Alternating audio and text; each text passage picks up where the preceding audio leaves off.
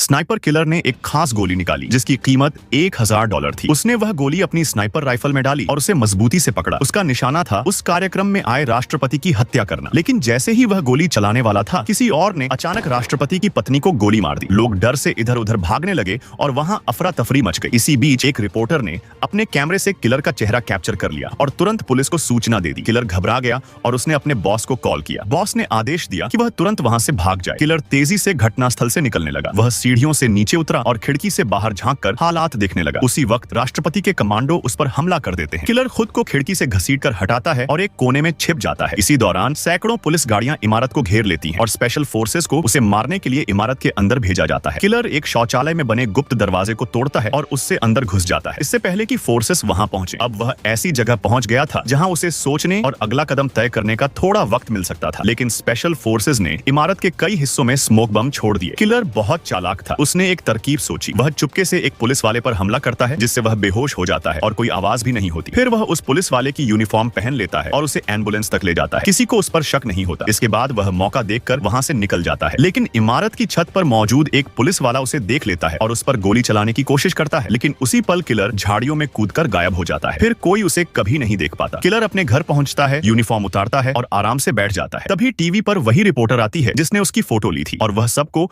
उसका चेहरा और हुलिया दिखा रही होती है। किलर डरने लगता है। वह उस रिपोर्टर की सारी जानकारी इकट्ठा करता है और रात के अंधेरे में उसके घर पहुंचकर उसका अपहरण कर लेता है। किलर उससे पूछता है, लेकिन तभी रिपोर्टर उसके चेहरे पर पेपर स्प्रे मार देती है, मगर स्प्रे का किलर पर कोई असर नहीं होता। वह लड़की के बैग की तलाशी लेने लगता है। वह बैग से सारा सामान बाहर निकालकर फोटो ढूंढता है। फिर उसे एक मेमोरी कार्ड मिलता है जिसमें उसकी फोटो होती है। लेकिन इसके पहले कि किलर कुछ डिलीट कर पाता, बाकी न्यूज चैनलों पर भी उसकी फोटो दिखनी शुरू हो जाती है। उसी वक्त किलर को महसूस होता है कि उसके घर में खतरा है। वह रिपोर्टर का हाथ पकड़ता है और तेजी से दौड़ने लगता है। तभी एक जोरदार धमाका होता है। किसी ने उसके घर को बम से उड़ा दिया था। लेकिन किलर और रिपोर्टर दोनों अपनी जान बचाकर वहां से एक कार में भाग जाते हैं। इसके बाद लड़की किलर की पुलिस से बचने में मदद करती है। वह ऐसा इसलिए करती है क्योंकि किलर ने भी कभी उसकी जान बचाई थी।